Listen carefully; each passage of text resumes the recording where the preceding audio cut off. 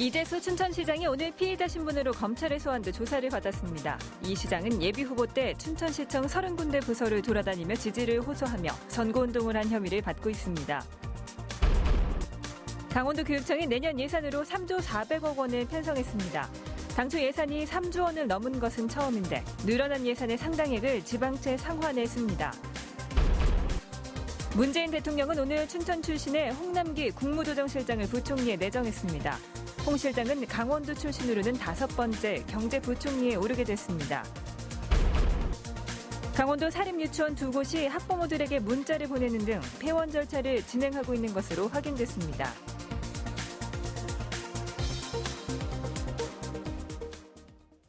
시청자 여러분 안녕하십니까? 이재수 춘천시장이 오늘 피의자 신분으로 검찰에 소환돼 조사를 받았습니다. 이 시장이 예비후보 신분이었던 지난 3월 춘천시청 여러 부서를 돌아다니며 지지를 호소하고 선거운동을 한 혐의를 받고 있습니다. 김상훈 기자가 보도합니다. 이재수 춘천시장이 검찰 포토라인 앞에 섰습니다. 당선된 지 5개월 만입니다. 이 시장은 예비후보였던 지난 3월 13일 춘천시청 30여 개 부서를 찾아다니며 명함을 나눠주고 지지를 호소하는 등 선거운동을 한 혐의를 받고 있습니다. 강원도 선거관리위원회는 이 후보를 서면 경고하는 데 그쳤습니다. 하지만 자유한국당의 고발로 경찰 수사가 진행됐습니다. 결국 지난 7월 경찰은 이재수 시장을 공직선거법 위반 혐의로 검찰에 넘겼습니다. 이 시장은 혐의를 인정하느냐는 취재진의 질문에 확실한 답변을 피한 채 서둘러 조사실로 향했습니다. 일단 조사하는 거에 제가 갖고 있는 정직함을 가지고 임할 거고요. 그 조사 결과 그다음에 보시죠. 공직선거법은 선거운동을 위한 호별 방문을 엄격히 금지하고 있습니다.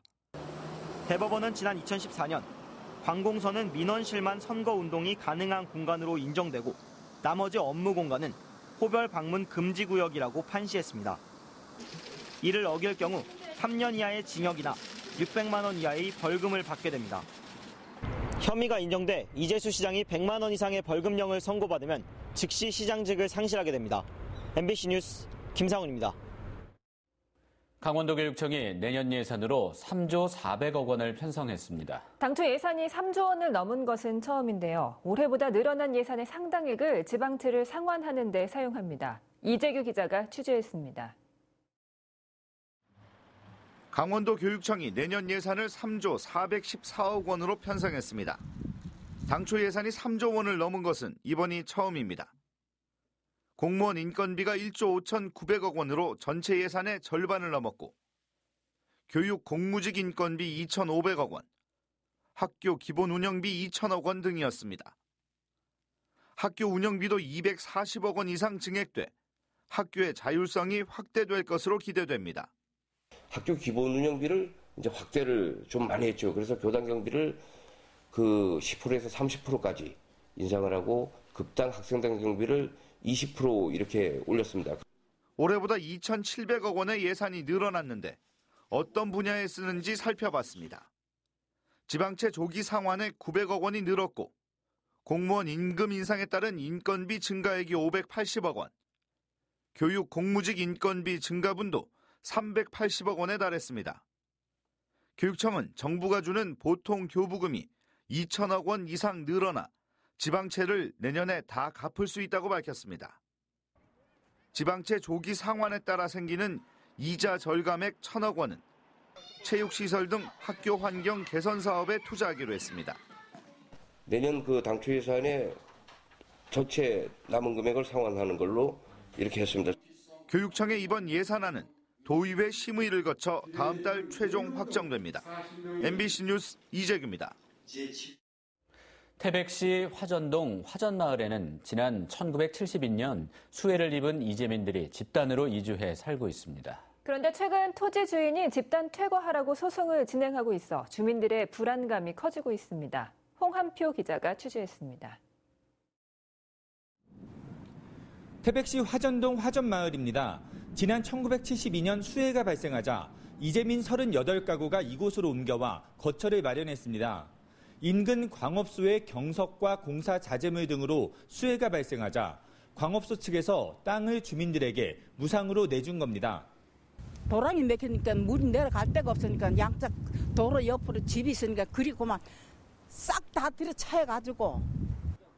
주민들은 건물 등기까지 소유하고 있어 자기 땅으로 알고 살았다고 주장하고 있습니다. 집이 다 파손됐으니까 자기네 땅이니까 여기서 살아라.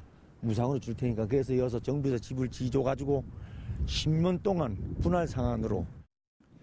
그런데 최근 주민들에게 집을 비우고 퇴거하라는 소송이 제기되면서 마을이 술렁이고 있습니다. 사실상 토지가 주민들에게 넘어오지 않은 채 몇 차례 주인이 바뀌었고 현재 땅 주인이 소송을 제기한 겁니다. 사실상 먼데들이 있으니까 어렵게 사는 거라. 그랬더니 이젠 본인의 땅인 줄 알고 잘못 생각하고 있어요. 45년도 더 된 일이라 관련 문서도 없고 당시 마을 어르신들도 대부분 사망한 상황이어서 해결책을 찾기가 쉽지 않아 보입니다.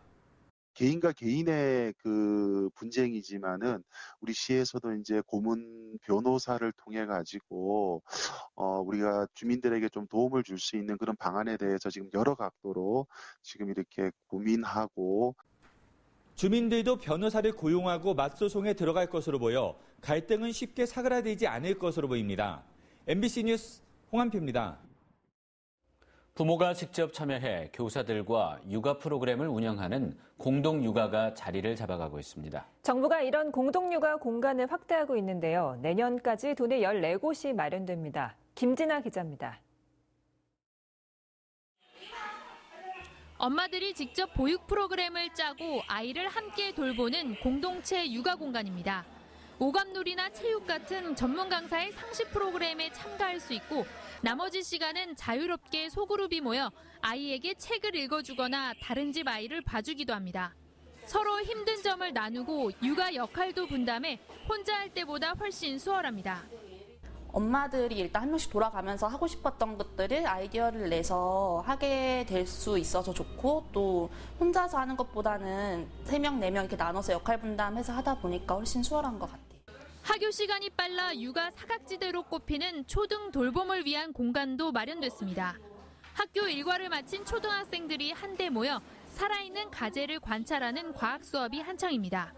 주로 맞벌이 자녀나 긴급 돌봄이 필요한 아이들을 대상으로 평일은 물론 방학 중에도 운영됩니다. 학교 끝나고 집에서 노는 것보다 여기 있는 게 훨씬 더 재밌어요.